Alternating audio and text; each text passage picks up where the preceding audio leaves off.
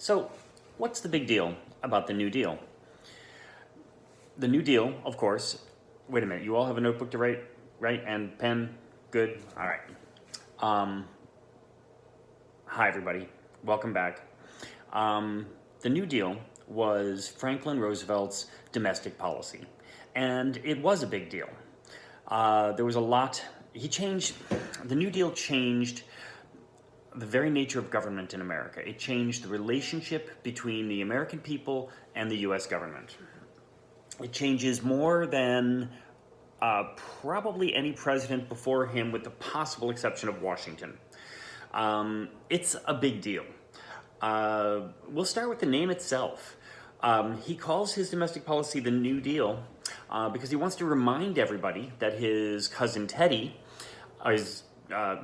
cousin, he was more like an uncle to him, but he was officially a cousin, was one of the most popular presidents in American history. Teddy Roosevelt's domestic policy was called the Square Deal. And so Franklin wanted to remind everybody that Teddy was his cousin, so he names his domestic policy the New Deal. My cousin gave you the Square Deal, I'm going to give you a New Deal. But remember, Roosevelt comes in at an incredibly difficult time in American history. Everything has gone into the toilet. The economy is in turmoil. The banks are closing. The factories are closing. Unemployed people are wandering the streets. Homeless people are making shanty towns called Hoovervilles all over the country. Every city park has homeless people in it. Every city has a Hooverville. Every small town has homeless people. It's 25% of the American workforce is unemployed, and another 50% are underemployed, working part-time or getting only half pay to work full-time.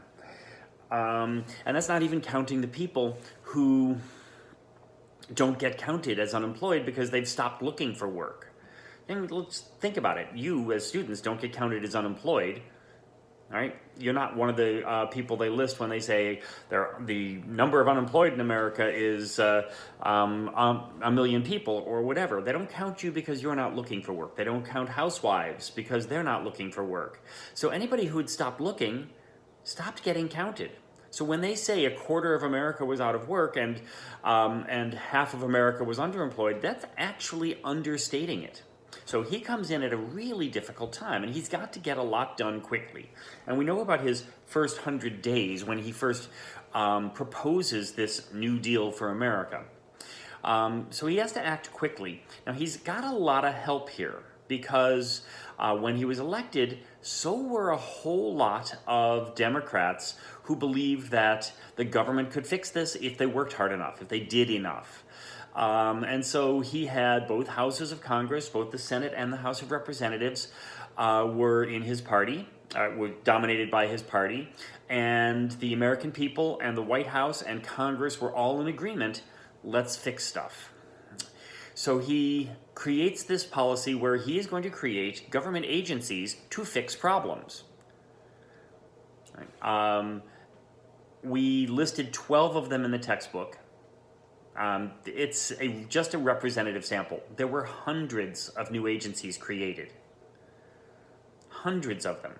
The NRA, the CCC, the PWA, the WPA, the AAA, the FERA, the TVA, the REA, you name it. They began to refer to government as the alphabet soup. That said, it wasn't just random. The agencies fell into basically three categories, and they're called, and you need to write this down, this is important, they're called the 3 R's. All right. They used to refer to elementary education as teaching kids the 3 R's, reading, writing, and arithmetic. This was the 3 R's of governance. Relief, recovery, and reform. Now make sure you get those down. Relief, recovery, and reform. And we'll talk about what each one means and which agencies sort of fall into that category. Some of them overlap. They're in more than one. But relief is an old-fashioned word that means charity. On relief means getting help. So when he talks about agencies whose job it is to provide relief, he means money, housing, clothing, food. Relief agencies like the Federal Emergency Relief Administration, the FERA, their job was to make sure that the homeless people found a place to live, that hungry kids got food, that unemployed people could get by. There aren't a lot of relief agencies, and you remember Hoover, who said this wasn't the job of government to provide relief. There are non-governmental agencies like the Red Cross and the Salvation Army and churches whose job it is to do that. Government is supposed to, fit into very narrow parameters, but Roosevelt believed that the government could do this, especially in times of emergency. It was probably appropriate for the government to do this. So he creates some agencies, but he assumes states are going to do that as well. And so, for example, the Federal Emergency Relief Administration, all it does is give money to states to give to help the poor. It doesn't actually directly help the poor. The states weren't always good about it, and they weren't always equal about it. Southern states, for example, were far more likely to give help to poor whites than they were to poor blacks. Recovery, just what it means, getting out of the Depression.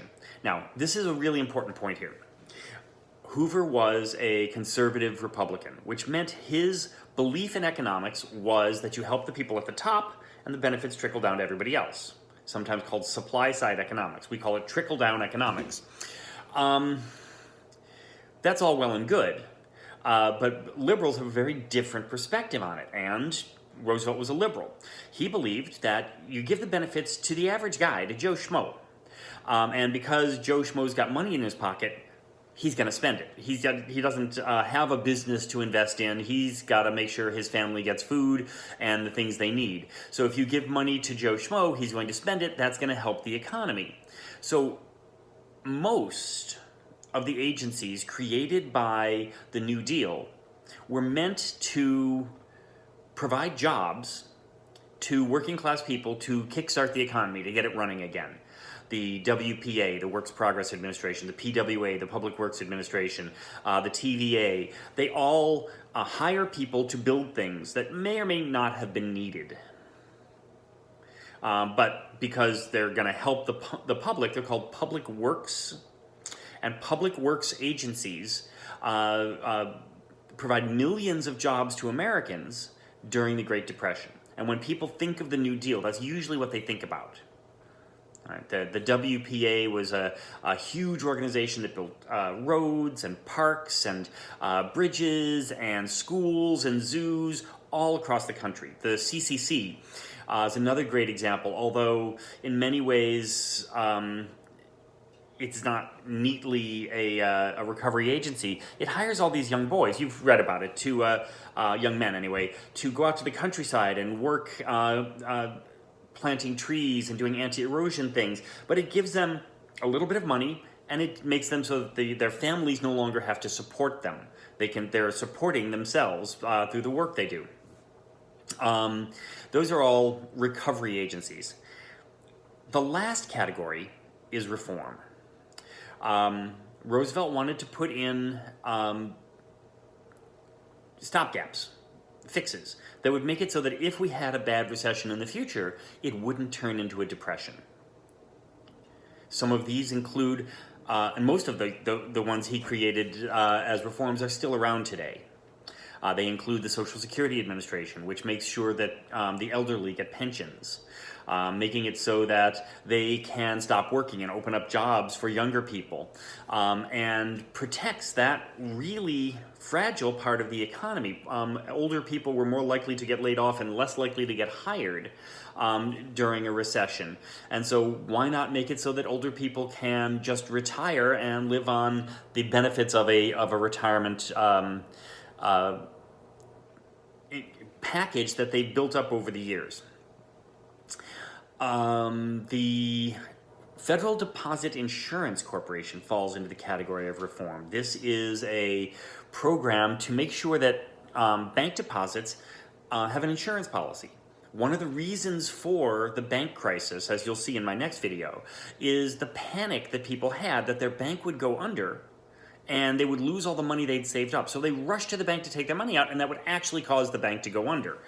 The way to stop that, and it was one of the things that made the economy really falter, was the fact that banks were closing across the country.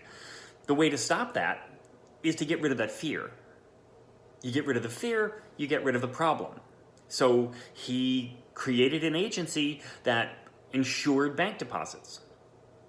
Banks put money into the fund, and if any bank goes out of business, their depositors will get back their deposit up to a certain amount. At first it was $10,000. It's up to $1 million now. But you can get back up to a certain amount of your money deposited. And so nobody ran to the bank to get their money out when they thought the bank might go out of business. And nobody has since. So when recessions happen, that banking crisis part of the recession hasn't ever happened again. The TVA can sometimes be tossed into the category of reform. Its job was to basically take one of the poorest, most backward parts of the United States, southern Appalachia, the area in the Appalachian Mountains in Tennessee and Kentucky and northern Alabama, and basically drag them into the 20th century by building dams and electrifying the area, building schools and libraries and roads to help out the people in the region, but also to make sure that when an economic recession happened, they didn't get hit as hard as they had always gotten hit before. These are, for lack of a better term, American hillbillies. Some of the towns in southern Appalachia didn't even have roads that went to them. They just had mule tracks that went into the towns. They were disconnected from the rest of the country, and this was meant to bring them into the rest of the American economy and connect them to everybody else so that they were not as vulnerable as they were before. So relief, recovery, and reform. I want you to take a look at those agencies that were listed in the book and see if you can figure out where they fit into the category of relief, recovery, and reform. We'll talk again soon. Until then, this is Mr. Enright. Bye now.